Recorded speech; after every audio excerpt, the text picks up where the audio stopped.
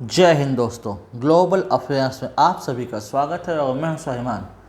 आज तीन बड़ी महाशक्तियां चाइना, यूएस और रशिया इंडिया के साथ एक स्ट्रॉन्ग रिलेशन चाहती हैं और इस चीज़ का एनालिसिस किया है हमारे फार्मर डिप्लोमेट श्री दीपक वोरा ने एक इंटरव्यू में।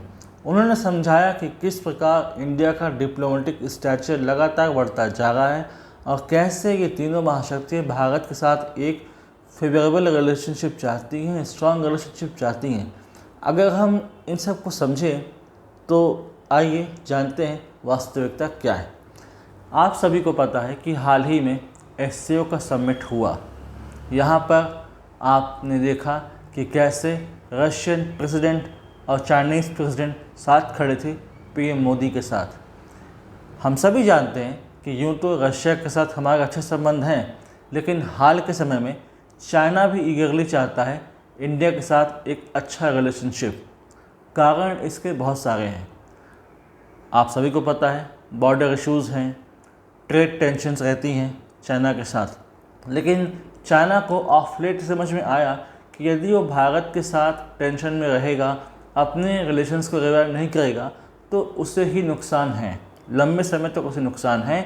इसलिए चाइनीज़ प्रेसिडेंट ने कहा कि we have to revive the relations and steps must be taken in this regard. इसलिए फैसले लिए गए कि चाइना और भारत के बीच एयर सर्विस को और ज़्यादा एक्सपेंड किया जाएगा। यहाँ पर और ज़्यादा फ्लाइंग की सर्विस बढ़ाई जाएगी। वीज़ा कंट्रोल को और नरम किया जाएगा। ज़्यादा से ज़्यादा लोगों को चाइना वीज़ा देगा ताकि एक प्रकार का पीपल टू पीपल कॉन्टैक्ट भी बढ़े और चाइना और इंडिया और ज़्यादा क्लोज आएँ। क्योंकि उसे पता है कि जब तक पाकिस्तान के साथ रहेगा तो उसे कोई ख़ास फ़ायदा नहीं। इसी का असर था कि एससीओ के जॉइंट स्टेटमेंट में पहलगाम अटैक का नाम था, जो कि भारत की एक डिप्लोमेटिक विन है ओवर पाकिस्तान। यहाँ तक कि चाइना तो जीरो टैरिफ पर भी तैयार है ट्रेड करने के लिए विथ इंडिया, जो कि हमारे लिए ट्रेड एंड कॉमर्स लिहाज से बहुत इम्पॉर्टेंट चीज़ है। अब अगर हम बात करें रशिया की, तो रशिया हमारा ट्रेडिशनल एलाई, हमारा ट्रेडिशनल पार्टनर। कई ऐसे समय आए जब क्रिटिकल कंडीशन में रशिया ने हमारी सहायता की, हमारी मदद की और एक हमें स्टेबिलिटी प्रदान करने में मदद की। आज हम रशिया के साथ और डीपर इंगेज कर रहे हैं और डीपली जा रहे हैं और ऐसा हो भी रहा है। कई सेक्टर्स में हम रशिया से डिस्काउंटेड रेट पर ऑयल परचेस करते हैं और अपना काफ़ी अच्छा फॉरेन एक्सचेंज बचा लेते हैं। इसी कारण से तो हम पर टैक्स लगा है यूएस का कि आप क्यों रशियन ऑयल ख़रीद रहे हैं, आप रशियन ऑयल ख़रीदना बंद कर दीजिए। लेकिन हमने अपने देश में एनर्जी सिक्योरिटी, एनर्जी की जो डिमांड है उसको फुल करने के लिए इसे जारी रखा और आने वाले समय में रशियन ऑयल की डिमांड और ज़्यादा बढ़ने वाली है। और रशिया ने ये भी कहा है कि हम और भी ज़्यादा आपको ऑयल देंगे डिस्काउंटेड रेट पर। नायरा एनर्जी एक ऐसी कंपनी है, एक ऐसा यूनिट है जिसमें इंडिया और रशिया दोनों का शेयर है। तो इंडिकेट करता है कि भारत और रशिया कई सेक्टर में एक साथ हैं।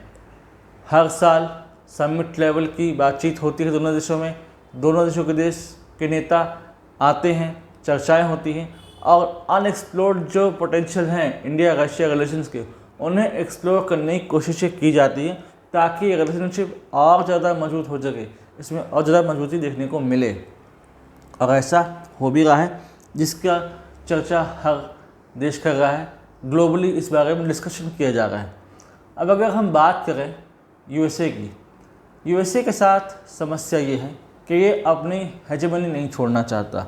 उसने 50% टैरिफ हम पर लगा दिया, हम पर इम्पोज किया 50% का टैरिफ, ये सोचकर कि ये टैरिफ के वार से हम शायद दब जाएंगे, हम झुक जाएंगे और तैयार हो जाएंगे उनके साथ कोई पीस एग्रीमेंट के लिए और हम रशियन ऑयल ख़रीदना बंद कर देंगे। ऐसा हुआ नहीं। ये सारी चीज़ें दिखाती हैं कि अब वो समय जा चुका है जहाँ पर यूएस दबाव डाल के, प्रेशराइज करके, इकोनॉमिक सैंक्शन डालकर देशों को अपने हिसाब से बातें मनवाता था और अपने हिसाब से डिप्लोमेसी में टर्म्स एंड कंडीशंस डिक्टेट करवाता था। आज यूएस को बहुत ज़्यादा नुकसान हो भी रहा है, ये देखने की बात है। यूएस की private companies Amazon, Tesla, Google, यहाँ बहुत सारे इंडियंस काम कर रहे हैं और फर्दर इंडियन कंपनीज के साथ टाई अप कर रहे हैं और इंडियंस को भी हायर करना चाहते हैं, अपने साथ मिलाना चाहते हैं। ये सारी चीज़ें दिखा रही है कि हम डिप्लोमेसी में कहाँ तक पहुँच गए हैं, किस स्थिति में हम हैं।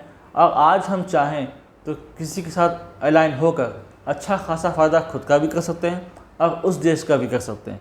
फिर चाहे वो SCO हो, G20 हो, ब्रिक्स हो या कोई और ग्रुपिंग। SCO में हम साथ आए, डेवलपमेंट बैंक बना, जॉइंट स्टडी में भारत के फ़ायदे के हिसाब से एलिमेंट्स जोड़े गए। फिर ब्रिक्स हो, ब्रिक्स की समिट ब्राज़ील में हुई, एक अच्छा खासा एनवायरनमेंट देखने को मिला। या कोई और ग्रुपिंग के साथ मीटिंग होती है तो देखने को मिलता है कि धीरे धीरे इंडिया का जो डिप्लोमेटिक स्टैचर है, जो सिग्निफिकेंस है, वो लगातार बढ़ता जा रहा है। आज के समय EU कितना ज़्यादा ईगर है इंडिया के साथ FTA के लिए, ये आप सभी को पता है। जर्मन फॉरेन मिनिस्टर साफ कहते हैं इंडिया इक्वल्स एशिया, यानी कि हमें बाकियों के चीज़ों से मतलब नहीं, हमें बाकियों की पॉलिसीज से मतलब नहीं, हमें तो इंडिया के साथ डीपर इंगेजमेंट करना है, उनके साथ अलग अलग सेक्टर्स में पार्टनरशिप हमें करना है। फ्रांस के साथ हमारी पार्टनरशिप है। साउथ अमेरिका की बात करें तो वहाँ भी हमारे अच्छे खासे इम्प्रिंट देखने को मिलते हैं। और साउथ ईस्ट एशिया में हमारा एक प्रकार का कन्वेंशनल ट्रेडिशनल रिलेशनशिप रहा है। हम आसियान के साथ अच्छा खासा ट्रेड एंड कॉमर्स करते हैं, उनके साथ समिट लेवल की चर्चा होती है। ईस्ट एशिया समिट में आसियान और इंडिया मिलते हैं, जिससे पता चलता है कि किस प्रकार से इंडिया ग्लोबली एक महाशक्ति के तौर पर उभर चुका है, चौथी बड़ी इकॉनमी, और बहुत जल्दी इसको ले जाकर तीसरी बड़ी इकॉनमी हम पहुंच जाएंगे। आने वाले समय बहुत क्रूशल है हमारे लिए, बहुत सारे अपॉर्चुनिटीज़ हैं हमारे लिए। ऐसी अपॉर्चुनिटीज़ है, यदि हम उसे टैप करते हैं तो बहुत फ़ायदा होगा। जैसे कि इंटरनेट ऑफ थिंग्स, सेमीकंडक्टर्स और दूसरे और ऐसे सेक्टर हैं जहाँ पर हमारे पास बहुत सारी संभावनाएं हैं और बहुत सारी पॉसिबिलिटीज़ हाथ पर सारी खड़ी है। इन सारी चीज़ों को समअप किया former envoy, former diplomat Shri Deepak Vora ने अपने एक इंटरव्यू में। और वाकई आज हम एक ऐसी स्थिति में हैं जहाँ पर हम नेगोशिएटिंग कंडीशन में हैं और हम अपर स्टेज पर होंगे।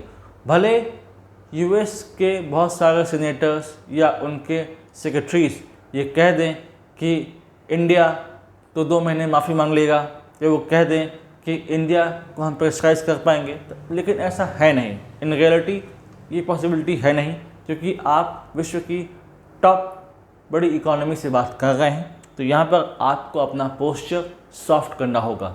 जितने जल्दी US इसको समझ जाएगा तो शायद US के साथ भी वही होगा जो बाकी के साथ हो रहा है। US और इंडिया का एंटरिम ट्रेड डील पेंडिंग है। यदि US इसको बढ़ाना चाहता है तो निसंदेह ट्रम्प चाहेंगे कि उनके सेक्रेटरीज, उनका ट्रम्प एडमिनिस्ट्रेशन वो हर संभव कोशिश करे जहाँ पर US और इंडिया के रिलेशन फर्दर रिवाइव किए जा सकें। S जयशंकर US जाने वाले हैं, वहाँ पर वो US के ऑफिशियल से, उनके नेताओं से मिलेंगे।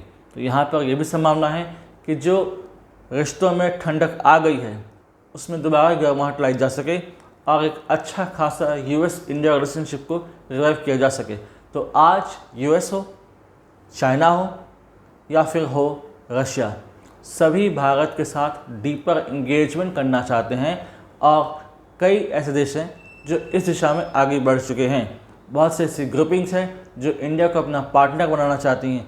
बहुत से ऐसे देश हैं जो हमारे साथ FTA करना चाहते हैं, और बहुत से ऐसे देश हैं जो हमारे साथ FTA कर चुके हैं। इट शोज़ कि how much we are going up and how much Indian economy is getting benefited through this.